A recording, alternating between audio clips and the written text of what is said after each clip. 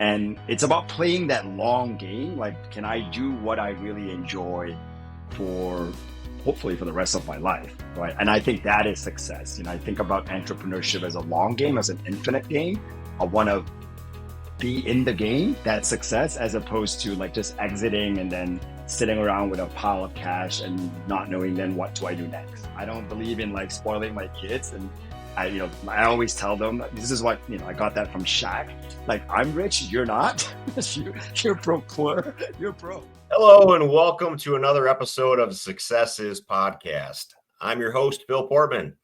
Today, I'm joined by Eugene Woo, the CEO and co-founder of Venngage, a leading platform for creating infographics and visual content. Welcome to the show, Eugene. Thanks a lot, Phil. Happy to be here. Yeah, excited to have you. I love talking to entrepreneurs on the show. And I'd love to start off with this first question with what does success mean to you?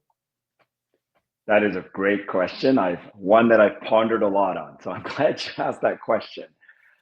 So to me, success is having the freedom to pursue what I want to do without obviously worrying about money, without worrying about, all the other things that one has to worry about.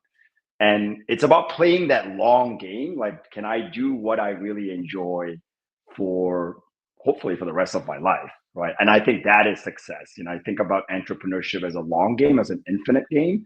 I want to be in the game, that's success, as opposed to like just exiting and then sitting around with a pile of cash and not knowing then what do I do next. I think that to me is the core of success. I have some more other details if you want to jump into that about this whole, I think people talk about like what you do, what this pursuing your passion mean and all that. Like, we can jump into that in a little bit, but that at a very high level is my definition of success. Yeah, couldn't agree more. Yeah, I think a lot of entrepreneurs love the idea of the creation, the forming things, the developing things, and it seems like the monetary side is an after effect of that process. And so I want to talk about Venngage. For those not familiar with it, what does Venngage do, and what problems does it solve for businesses?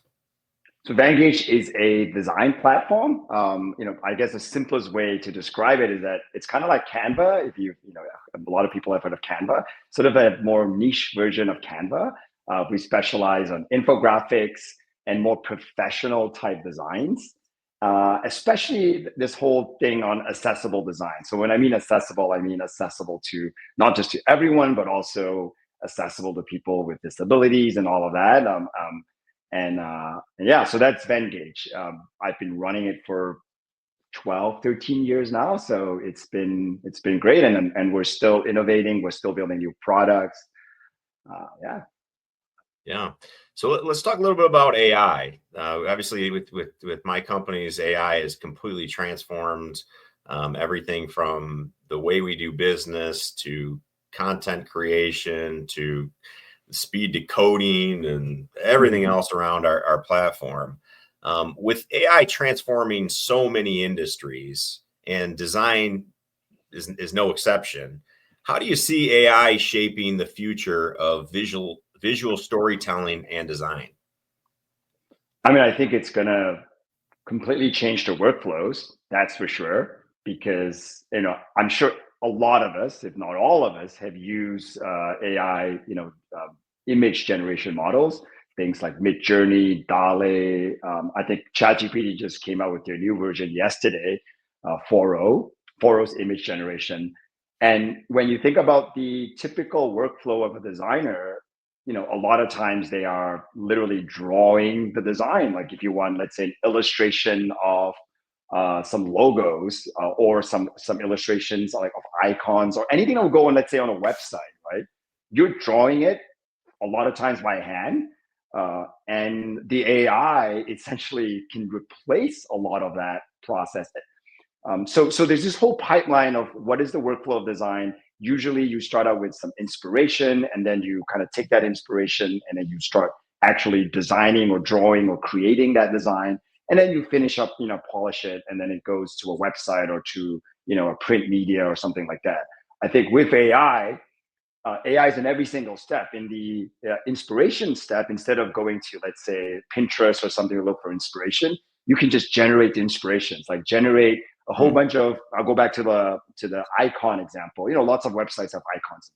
Just generate a set of icons for my website in all these different styles. And it'll do it. And you can go like, I like this style. And then you can just talk, you're having this conversation with the AI. Oh, you know what? Put a bit more shadows, make it a little bit less formal, give me the doodle stuff. So you can do all that kind of stuff that you would do with if you were working directly with a designer. You would have this, kind of want to say, it's like if you've heard of vibe coding, you can kind of vibe design with the AI and then make all these tweaks. And then, yes, you're still doing some design. You can still fit. You're still gonna, probably for the most part, at least now, you're still gonna have to finish off the last 20, maybe less than that, maybe 10% of the process. And you're guiding the AI, all through that workflow. But you're using AI as kind of like a designer, in a sense, a design assistant, and that's how I use it. I'm not a designer by trade. I'm an engineer by trade.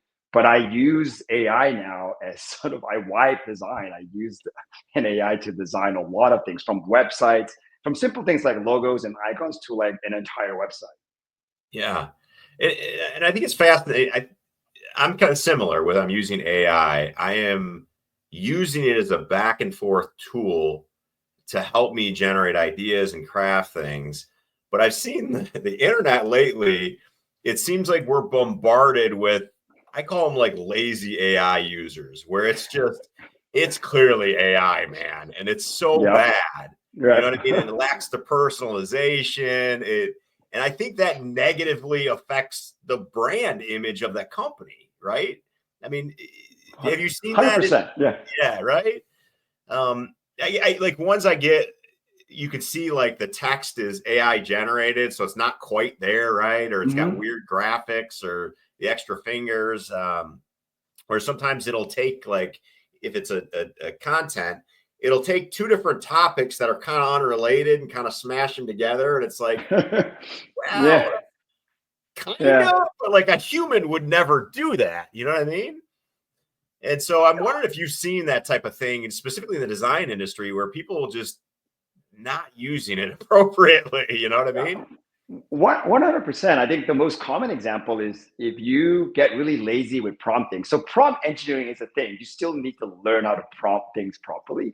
If you're just really lazy with prompting, you just go like, give me an image. You have, let's say, a Twitter post. Get an image of like whatever. You just describe it really lazily. You'll get like the stereotypical image that, let's say you're using ChatGPT that DALL-E has. And I'm sure I can't describe this look, but it's sort of this like kind of cartoonish kind of image look. And as soon as I see that type of picture, I know, like, yeah, that is AI generated. It looks really fake. It was cool like 2 years ago when it came out. It's not cool anymore. And as soon as you put that out, I'm like, this person either has a bot doing these images, or they haven't evolved in the way they're prompting, and they haven't learned how to use the model properly, because DALL-E can generate way better looking images if you learn how to prompt it properly, and if you kind of do that back and forth and refine that image more, right? And I think that separates the people who kind of just think like, oh, I'll just use AI and it's like an easy win and I don't have to do any work, versus those who are treating AI sort of like a tool. You know what I mean? Like, it's still a tool. You still have to refine it. You still have to like learn, how do I prompt engineer so I get the result that I want? I still have to read other people's, go to forums, maybe like Reddit, and read like, what are people doing? How are they prompting it? How are they getting this very specific look? And that is still a lot of work, in my opinion. So you're still treating AI as a tool and as a system, as opposed to like replacing, what I would do completely. Yeah, absolutely. And I love your analogy of using it as like a design or a designer assistant. Because the same thing's true if you're working with an individual and not AI, right? Like my wife, she's very artistic herself. She's an author. And when she hires somebody to design character art, she's got a great designer that does her work. But I am convinced that he has done the best work he's ever done for my wife, because she's very specific in what she wants. You know what I mean? She's got a really high bar, and she gives him a ton of detail. She throws in images and references and all of that stuff. And I compare the work that he does to her versus the other stuff he does. And I was like, man, that's like a totally different artist. You know what I mean? Yep. And I think it's the same thing in what you're saying with AI. So yeah, that's a great example. I mean, it's you still have to put in a lot of work, and you still have to, the standard or the bar of excellence and the quality is something that the creator, like you and I or your wife, still has to keep, right? You can't just say, hey, just create a bunch of illustrations or characters for me and then just take whatever, this AI gives you and just like publish it. You have to keep that bar, and you have to know, essentially you still have to have good taste, right? Like you still have to have good taste, and you still have to know, what is good. If you're creating copy, what is good writing, what is good copy. If you're creating illustrations and designs, you still have to have good taste. Like, I'm not a good designer, but I think I have fairly good taste in design. I know when a design is bad, it looks bad, and I can sort of correct it by giving feedback. Yeah, absolutely. And I think that's a great analogy. You don't necessarily have to be the designer, but you have to be a pretty good idea of what you're looking for, which leads into the next question I want to talk about, which is the brand standards and visual communication. We recently collaborated between TechStrip and Venngage around a collaboration talking about the power of visual communication. And so at TechStrip, we recognize the importance of visual storytelling in our rebranding. From your experience, why is visual communication so critical for businesses, especially in marketing? I mean, it's kind of obvious, right? We are visual human beings. Like, that's I would say, our most used senses. If you go for like 5 senses, and our eyesight and our visual is the thing that sort of drives, most of what we do. And so that's number one. Number two, humans process visual information a lot faster than text information. You may think like, oh, if I read it, obviously, if I give you a paragraph of text and I gave you a picture or an image, like, you're gonna be able to interpret that image and look at that image and know what's going on a lot faster, right? And you can tell, like, from in social media, what are the formats that work the best, like visual formats, videos, now short form videos, like the TikToks and the Reels and Shorts on YouTube are the ones that are doing the best, because humans just really, we process that information faster, and we really just enjoy that, visual format, as opposed to reading. I love reading, don't get me wrong. I love text. I'm still a very kind of a text person, but it's just a lot easier for humans, for all of us, to process visual information. Yeah, absolutely. And a lot of times when you're hearing somebody or you're reading text, you may miss errors, but when you see something visually that looks off or is not consistent, you pick up on it. It makes the brand feel cheap, and that's what I've seen a lot. And we kind of went through that with TechStrip in the past, where we were a startup, grew really fast, and realized, man, we need to come up with some brand standards around here, right? Because you don't want to look cheap, especially when you're dealing with high-end clients. And I think that's one of the biggest things that you can do for a brand if you want to stand out, is have those brand standards and those consistencies. And that's what a lot of companies are lacking, especially when they're relying on AI to generate their content or their images. 100%, right? Like, brand identity is mainly visual. Like, sure, sure, I can recognize TechStrip, I can recognize, but and any popular brand like Nike and Apple, but what do I really like? That's just a word, Apple, Nike, right?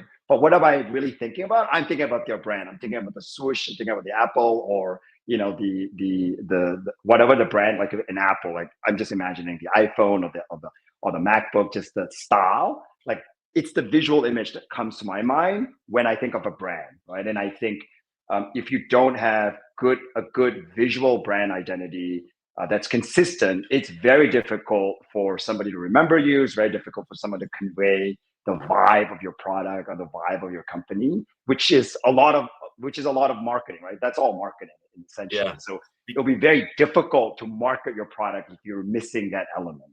Yeah, I agree with you. And connect with your brand, right? Personally Right. connect with it if they don't understand it. So, so I'd like to hear any standout examples you have of how a business has used infographics to successfully increase engagement and conversion. Sure. I think, I'll use Venngage just because that's the simplest, form. Actually, I'll go back even further. So my first company was called Visualize Me, and it was an infographic. It was a resume company. And it's, if all of you have had resumes or have resumes, it's a fairly boring, text heavy kind of a document. So I kind of made this website that would take your LinkedIn profile and then would spit out a resume, a visual resume in a form of an infographic. So it would kind of summarize your talents or your skills, and then it would have a graph on the number of years, on the experiences. So it looked kind of nice. It was acquired by another company, so it doesn't exist anymore, which is kind of sad. I feel a little sad about that. But we use infographics to market that company by creating infographics of popular, back then it was like Ashton Kutcher. So this is like 13, 14 years ago. So it's been a while. So I'm like, no one's going to recognize these. So we created these resumes of popular celebrities back then. I guess Ashton Kutcher is still popular now, not as popular as he was 50 years ago. And we created a couple of those, and they actually went viral. And it was pretty cool. And we got, we kind of benefited from that virality. And we still see people today using infographics. I think Tesla uses some infographics on their Twitter. I follow them about, the rocket ships, the sizes and all that. So they are still people. There's tons of people that use infographics to convey information. Sorry, I don't mean Tesla. I mean SpaceX. I remember seeing it very recently. They're breaking records every, bigger and bigger. Was that rocket ships? So I definitely saw one very recently on the size of the big. I forgot what it's called now. The biggest one that they made recently, and it was just you can show the contrast in an infographic. It's one thing to just say, yeah, this one's the 2,000 times bigger than the previous one. But if you see it in infographic, you could actually see what the difference is, right? And it is it can sort of evoke this jarring and surprise moment using infographics. So anyways, those are the two examples I'll leave you with. Yeah, absolutely. And I had a manager years ago that said, you should break everything's down so a fourth grader can understand it. Early on in career, I was like, it's kind of always stuck with me. It's sometimes we get so complicated, and it's just a simple picture connects it, and suddenly they're like, I get it, right? And when you're dealing with a mass audience and somebody who maybe is only looking at your image for 3 seconds or less, right? Yeah. You have to convey those, and so I think they're fantastic for that. I agree, absolutely. Yeah, so, and I just remember on e-commerce, this trend. I guess it's not a trend, but it just got on e-commerce on Instagram. It's fairly common now for people to have an infographic of their features. So if you're buying I don't know, let's say a face cream, there'll be a 3 points, some an icon illustration, and then bullet point, just high level topics of why this face cream is different from all the other face creams. So it's used quite a fair bit. We may not call them infographics. We'll call them it's just an image. It's an explainer image, but those are all infographics. Absolutely. Yeah. And there's a scrolling through. You have that quick second to capture it, right? And so I think that's what they work well for as well. So I want to get into a little bit about your entrepreneurship. I absolutely love talking to fellow entrepreneurs. It's a topic that I'm really passionate about. And as a fellow entrepreneur, what's one lesson that you've learned in building Venngage that you think every business owner should know? I think I'm going to go back to your original question on what success is and and how do you kind of make sure that you can kind of continue with that success over a long period of time. Because I have met, I've been in the game for a while, and I know, a fair amount of people, even people who have exited I know lots of people who have exited. They've sold their companies for millions of dollars, like some, tens of millions. And a lot of them aren't as happy as you would think they are, which I think the lesson to me is that it isn't about like the exit. Entrepreneurship isn't about, it's not like a race, it's not like a marathon. Oh, I finished this marathon, I sold my company and I'm done, right? Because now what are you going to do with the rest of your life? Like like I'm in my 40s. Let's say you're in your 40s, and what if I sold my business? I still likely have, probably another 40 years left. What am I going to do for the rest of my life? I'm not going to just sit around and sit on a beach, and that doesn't make me happy. So I think my lesson there is like you kind of got to figure out what you really like to do. And for me, I like building products. I like tinkering. I like experimenting. I like building. That's why AI is fascinating, because it allows me to do that very quickly, as opposed to like before I would take 6 months to a year to build a new product. Now I could build a prototype in like a week, or sometimes in a day, right? Because of AI. So I think the key there is like figure out what you're really passionate about. Use the success of the money that you get from your business. Don't like sell it. Don't like completely like trash it. Still run that business, because that's your cash flow. That's your cash cow. But make sure you can pursue what you really enjoy for the play the long game, essentially, and then forget about what people say on social media, what the media says about, oh my god, so and so. Forget the FOMO, right? Like, oh, so and so exited for like a gazillion dollars. And I've met people so I'm part of like some CEOs peer groups, and I've met people who've exited for like $300 million. And when I ask them, what do you do now? And they're working for this much bigger like corporate company. They're like, I hate it. Like, I want to get back in the game. And I'm like, and that person has to start from zero again, because it's hard enough. It's hard. I mean, this. It's hard to start a business. Like, imagine having to start it over again from zero. It's hard. And I've met people who've sold their businesses, and their second one just didn't work out. Their third one didn't work out. And I'm like, and I still have my business. So I'm like, I'm glad I didn't sell my business, because, I'm looking at this other person and they're struggling. I mean, they have money, don't get me wrong. They're struggling because now they don't have a successful business anymore. And they have the money, but they're not able to spin out the second or third business as successful as the first one. And I'm like, they should have just kept the first one, So that would be my advice, is like, forget about all the FOMO stuff, forget about what people say success is, figure out what you really like to do, and then continue it as long as possible. Yeah, that's the part I think people have difficulty understanding. Money is great. It's fantastic. But what is just as or more important is purpose. And if you can only sit on a beach for so long before you get bored out of your mind, right? And something I learned from selling a business and then starting a new one is you go from wearing a certain hat, right? Because you're changing those hats as your business grows, to then you start a business. And for me, it was like, I'm starting from ground zero. Like, I'm building the product, I'm selling it, I'm marketing it, because I got to be very hands-on in the beginning to like figure it out. And there was a humility check when I did that, because I was like, wait a minute, I was running this company before, you know what I mean? And now here I am like talking to people and trying to pitch this product, you know what I mean? All over again. And I could see how that'd be difficult to go from that and exit to like popping in and trying to start from ground zero again. It's a difficult process for sure. Yeah. And then kudos to you. You've done it well. So, if you can, there are people who can do it, and that's great. They can, redo it over and over again. But my thing is like, if I don't have to, obviously there's a lifespan for every business, I understand, but if you can evolve with the times, and that's what I'm doing now. I'm building like sort of like the AI generation of tools.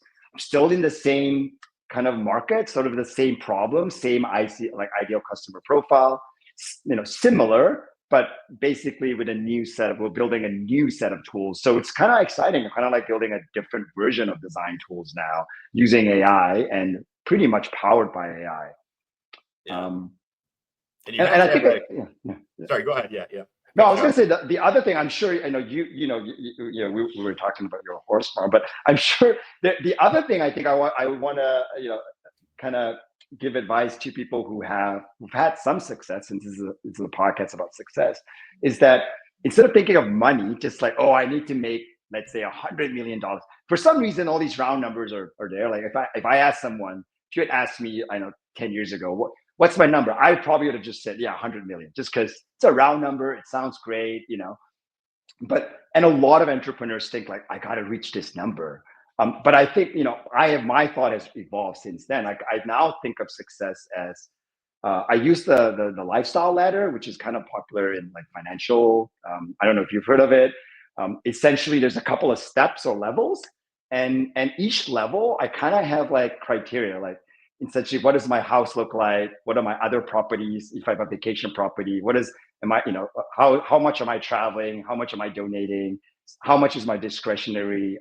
So I have all these like things on the table, and then I got like level where I am now, and then level 1, level 2, and level 3, and then it just goes higher. I'm like, okay, what's the next step? The next step is like, I want a bigger house with a view. I want to have a vacation home with a lake. I want to travel like first class and travel like 2 to 3 times a year. And so I have all these ladders, and instead of thinking of money, I kind of think of them as steps. And I'm like, yeah, where am I right now? I'm some of my I would say, I'm in some areas in the second level, and in some of it I'm in the third. And so it's great because I look at this, I'm like, I don't really need that much more money, because I'm already at the level where I'm really, really happy. And I don't need to move. And I don't have this level where I need to own a jet or a private yacht. I don't have that. It's not on my ladder at all. So I don't need $100 million. At least I don't think I do. Yeah. Right. So anyways, that will be my other advice. Instead of thinking of a number, think of like your lifestyle ladder. How do you want your lifestyle to be? And then you'll figure out like, you probably don't need $100 million. Yeah. Yeah, I couldn't agree. Yeah, I absolutely agree with you on that. And I think that kind of connects it to, your lifestyle and your lifestyle goals and where you want to be. And what am I going to do with a private jet? Exactly. It's like $100 million, $1 billion. Like, what do I know? I don't travel that much. You know what I mean? I don't want to travel that much. Exactly. I had a thing last year. I was traveling a couple times every month all over the world. And it got to the end of the year, and I said, I don't want to do this anymore. You know what I mean? So when you're looking at that lifestyle thing and you're like, private jet, no, I can tell you for a fact, because that means that I'm setting myself up to travel all the time. And I hate traveling. So, that's a great way to look at it. Yeah, if I don't know if this is on YouTube, I can send you a copy of what the lifestyle ladder looks like. You can see it visually. I have it visual, obviously. I'm a visual guy. Yes. But yeah, I agree with you. So on my lifestyle ladder, I just put out the stuff that I like, that I enjoy. Me and my family, obviously, I've got kids as well. Sure. And, I've got a thing on like what I want to do with my kids, how much money do I want to leave them? And in there, and it's not a lot, to be honest, because I don't believe in like spoiling my kids. And I always tell them, this is what, I got that from Shaq. Like, I'm rich, you're not. You're broke, poor. You're broke. Teach them the skills to get it, right? But exactly. Yeah. If they want to buy something, I'm like, you better figure out how to buy it, because I'm not buying it for you. I'll buy the basic stuff, what you need, but I'm not buying anything crazy. Like don't ask me to buy you a $300 pair of shoes. I'm not doing it.